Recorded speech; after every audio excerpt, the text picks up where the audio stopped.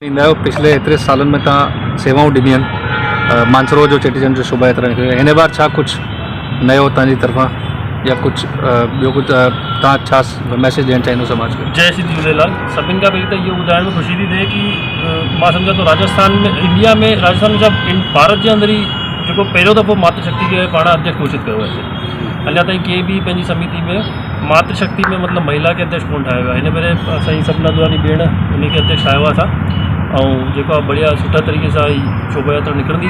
Message इहो ई आहे शोभा यात्रा कढण जो कि मानसरोवर में मां सम्झां थो राजस्थान में सभिनी खां वॾी कॉलोनी मानसरोवर में सभिनी खां वधीक सिंधी मानसरोवर में रहनि। काफ़ी सिंधियुनि खे अॼुकल्ह छा ॿार सुठा पढ़ी लिखी विया आहिनि त कुझु खे त इहो ई ज्ञान कान्हे कि पंहिंजो इष्ट देव केरु आहे या इष्ट देव बर्थडे कॾहिं ईंदो आहे त उहो सभु ज्ञान ॾियण लाइ ही शोभा यात्रा कढी हुई। शुरू में असां जेका सेम डे कढंदासीं जीअं असांजे मित्र ॿुधायो कि भई थोरो मैसेज ग़लति पियो भई हिकु ई शहर में ॿ शोभा यात्रा सेम डे थी निकिरनि त पुठे भेरे खां वठी करे असां जेका शोभा यात्रा हिकु ॾींहुं पहिरीं कढी आहे ताकि हिते जा माण्हू हिते बि मज़ो वठी सघनि शोभा यात्रा जो, शहर में वठी सघनि। उद्देश्य इहो आहे कि सिंधियुनि जो वाधारो थिए ऐं ॿार जेके आहे सिंधी सिखनि सिंधी ॻाल्हाइनि शोभा यात्रा में पूरो। शोभा यात्रा जेका निकिरे कंहिं उपलक्ष्य में कढंदा आहियूं जेको सिंधी समाज आहे कंहिं उपलक्ष्य में शोभा यात्रा निकिरंदी आहे? उपलक्ष्य त इहो असां जेको इष्ट देव आहे साईं झूलेलाल जी उन्हनि जो जेको आहे इहो वरुण अवतार चवंदा आहियूं पाण उनखे उन्हनि जो इन ॾींहं ते जेको जनम ठीकु आहे। तव्हांजो नालो? कमल भोजवानी। ही शोभा यात्रा 2023 में शुरूआत थी।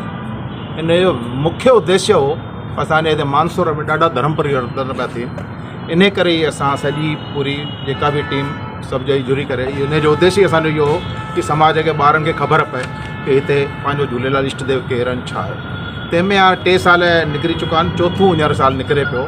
पिछले साल खां असांजो उद्देश्य हिकु ॾींहुं पहिरीं कढण जो इहो हो कि समाज में ग़लति मैसेज पे वियो कि सिंधी समाज बट गया है, बटा नहीं है। संतों ने अमरापुर के संतन भी असांखे चयो थोरो अहिड़ो मैसेज वञे समाज जो कि पाण समाज जी रहिजी अचे ऐं असां सभिनि सहमति जताई हुई। शंकर भाई साहब ओॾी महिल अध्यक्ष हुआ ऐं पूरी टीम पूरे पदाधिकारी सॼी कार्यकारिणी जी सहमति हुई त हिकु ॾींहुं पहिरीं कढण जो वीचार थियो। हिन साल बि असां इहा ई ॻाल्हि रखी भई हिकु ॾींहुं पहिरीं कढंदो त समाज जो मैसेज सुठो वञे ग़लति न वञे।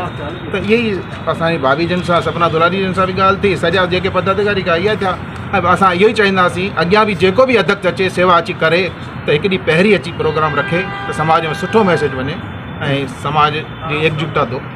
दादा 20 तारीख़ ते भी विशाल मेलो आहे सिटी जे अंदर आहे, उन में तव्हांजी टीम छा जयपुर जे अंदर सम्मिलित थींदी? किथे हा थींदी न, पूरी थींदी न, पूरी टीम असां समाज जे इन करे ई त असां हिकु ॾींहुं पहिरीं करूं था। पिछले साल बि असीं विया हुआसीं ऐं उन खां पहिरीं बि असांखे टाइम ॾिसो जेतिरो मिलियो 2 टे ॼणा पहुता हुआ। मतिलबु 19 ते तव्हांजी शेवा हिते 20 शेवा तव्हांजी हुते ई रहंदी? जेका बि पुॼो जेका सेवा